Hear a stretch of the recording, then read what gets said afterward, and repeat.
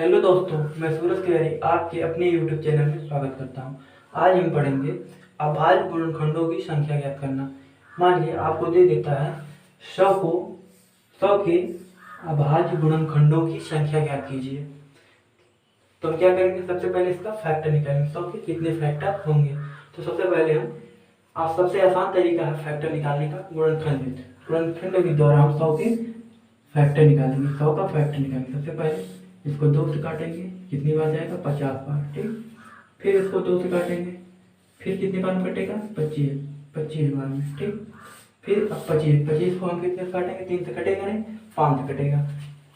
5 पीछे 25, एक बार और ले जाते हैं, 5 करना 5, तो कितना हुआ 1 2 3 4। ठीक, 2 गुणे 5 गुणे 5। ठीक, अब देखिए हम इसको लिख सकते हैं 2 की पावर 2 इंटू 5 की पावर 2। अब देखिए हम इनके पावरों को जोड़ लेंगे। ठीक, इनके पावर को क्या कर लेंगे, जोड़ लेंगे। कितना हो गया 4। तो 100 के अभाज्य गुणनखंडों की संख्या कितनी होगी 4। ठीक, अब इसी तरह हम एक दूसरा ले लेते हैं।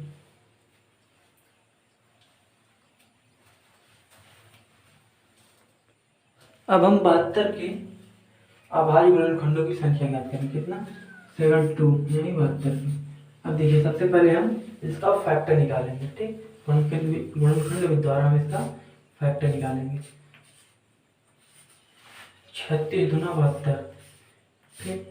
फिर 18 बार जाएगा, फिर 9 बार जाएगा, फिर 3 त्रिका 9, 3 इकन्ना 3। ठीक, 2 की पावर 3, 3 की पावर 2, 2 की पावर 3 और 3 की पावर 2। कैसे देखिए 1 2 3। ठीक, 3 2 से हमने 3 बार भाग दिया है। ठीक, तो इसलिए 2 की पावर 3 और 3 से 2 बार दिया है, इसलिए 3 की पावर 2। ठीक, अब क्या करेंगे, इनके घातों को हम आप जोड़ लेंगे। कितना है 3 प्लस 2 कितना हो गया 5। तो 72 के अभाज्य गुणनखंडों की संख्या कितनी होगी 5। ठीक, अब हम दूसरा देखेंगे कि पावर में दे देता है तब कैसे निकालेंगे। अब मान लिया आपको कह दे देता है कि 80 की पावर 10 के अभाज्य गुणनखंडों की संख्या ज्ञात करना। तो सबसे पहले हम क्या करेंगे, 80 का फैक्टर करेंगे। ठीक, 80 का फैक्टर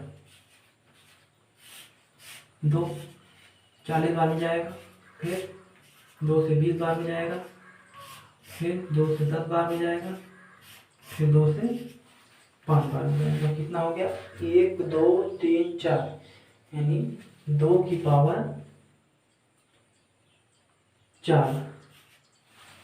ठीक, और 5 की पावर 1, 5 की पावर 1 पावर 10। अब देखिए क्या करेंगे, अब देखिए इस पावर को इसमें मल्टीप्लाई करेंगे। ठीक, 2 की पावर 10 चौके 40, 5 की पावर 1 में 10 का गुणा करेंगे तो 5 की पावर 10 ही होगा। अब देखिए इनके पावर को हम जोड़ लेंगे, 40 10 50, कितना 50। तो 80 की पावर 10 के गुणनखंडों की संख्या कितनी होगी 50। ठीक, 80 की पावर 10 के अभाज्य गुणनखंडों की संख्या कितनी होगी 50। ठीक, अब हम एक दूसरा और ले लेते हैं। मान लीजिए 72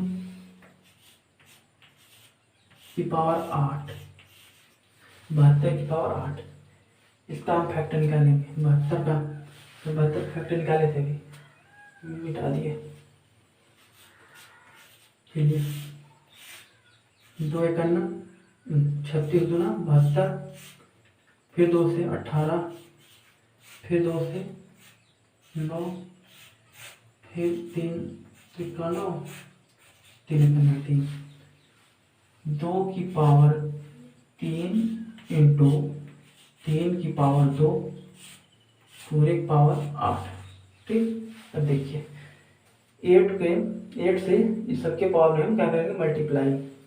तो हो गया 8 3 24, 2 की पावर 24 इंटू 3 की पावर 16, 8 दूना 16, 3 की पावर 16 से जोड़ने कितना है, पावर में जोड़ेंगे कितना आएगा, 16 और 24 हो गया 40। तो 72 की पावर 8 यानी 72 की पावर 8 के अभाज्य गुणनखंडों की संख्या कितनी होगी, 40 होगी। ठीक, अब हम पढ़ेंगे कि किस टाइप के क्वेश्चन पूछे जाते हैं, तब हमने बेसिक देखा था। ठीक, अब हम पढ़ेंगे किस टाइप के क्वेश्चन पूछे जाते हैं। ठीक, तो क्वेश्चन 2 की पावर 10, 15 की पावर 20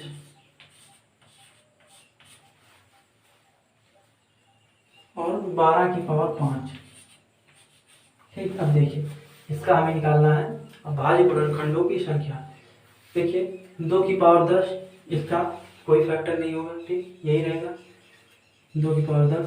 अब देखिए 15 को हम लिख सकते हैं 3 गुणे 5, लिख सकते हैं 3 × 5 = 15 और पूरे की पावर 20। ठीक, अब देखिए इसी तरह 12 को हम लिख सकते हैं 2 दूना 4 तिहाई 12 की पावर 5। ठीक, तो 12 को ऐसे निकालेंगे, गुणनखंड के द्वारा ऐसे निकाल सकते हैं, 2 6 12, 2 तिहाई 6, 3 × 3, यही है। इस तरह भी लिख सकते हैं, डायरेक्ट भी निकाल सकते हैं, इस तरह निकाल सकते हैं। ठीक, अब देखिए क्या करेंगे हम, 2 की पावर 10 का कोई फैक्टर नहीं होगा। अब देखिए इस पावर की मल्टीप्लाई हम इसकी पावर 1, इसकी पावर 1। ठीक, इसकी पावर 1 जहाँ कोई पावर नहीं होता हम मान सकते हैं 1 इसकी पावर। ठीक, अब देखिए इस 20 का मल्टीप्लाई 3 के पावर में करेंगे यानी 3 की पावर 20। ठीक, गुणे यहाँ भी एक पावर है तो 20 की पावर 5 की पावर 1 में 20 का गुणा करेंगे तो 20 से करना 20 यानी 5 की पावर 20 इंटू इसकी इस पावर की मल्टीप्लाई इस पावर यानी कोई पावर नहीं, 1 लिख देते हैं। ठीक, कोई इफेक्ट नहीं पड़ेगा। ठीक, मान में इसकी तो क्या करेंगे 2 की पावर 5। ठीक, फिर 2 की पावर 5। ठीक, अब 3 की पावर 5। ठीक, अब देखिए हम क्या करेंगे, ऐड करेंगे कुछ सभी के पावरों को, 10 30 20 50 50 5 55 5 60 65। कितना आया 65। कितना आया 65, 10 50 65 कितना आ गया 65। अब इसी का दूसरा क्वेश्चन पढ़ेंगे, लेकिन इसको लगाएगा हम कुछ दूसरे टाइप से, शायद ही उससे सही तरीका है लगाने का। देखिए दे दिया आपको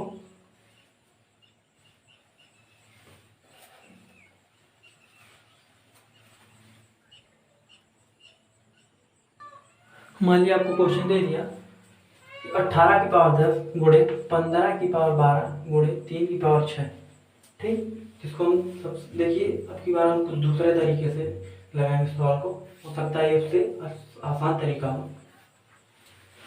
क्या करेंगे, सबसे पहले इसका फैक्टर करेंगे कितना, जैसे कि हम इसको लिख सकते हैं 2 तिहाई 6 3 18। इसका फैक्टर लिख सकते हैं 2 इंटू 3 इंटू 3 3 3 9 गुना 18 की पावर 10। अब देखिए हम इसके नीचे लिखेंगे, इसके कितने फैक्टर में, 1 2 3, 3 फैक्टर में है, यहाँ नीचे 3 लिख देंगे गुणे। ठीक, देखिए 15 क्या लिख सकते हैं 3 गुणे 5। ठीक, 3 गुणे 5 कितने फैक्टर है इसके, 1 2 2, कितनी पावर है 12। ठीक, इंटू 3 का एक ही फैक्टर होगा। अब देखिए 3/1, 3/1 पावर 6। ठीक, अब देखिए क्या करेंगे हम, इस पावर का इसमें जितने भी फैक्टर उसे मल्टीप्लाई कर लेंगे। ठीक, 3 फैक्टर हैं और पावर का यानी कि 30। ठीक, प्लस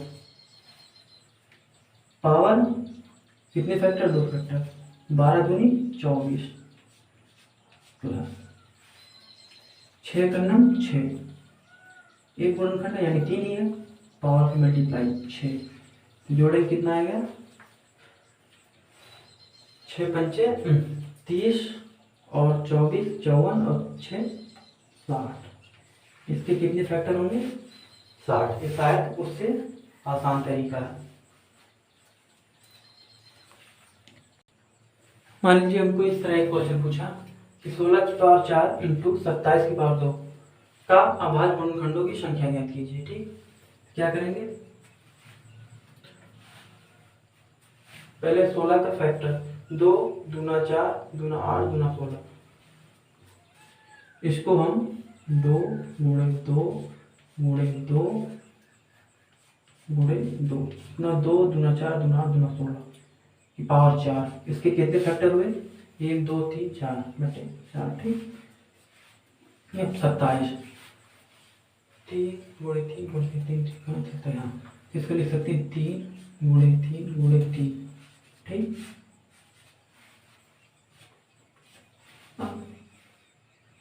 पावर 2। ठीक, अब देखिए पावर और जितने फैक्टर उसके मल्टीप्लाई करेंगे, 4 चौके 16 और 3 दूना 6, इसके कितने फैक्टर हो गए, 22 यानी 22 फैक्टर हो गए। ठीक,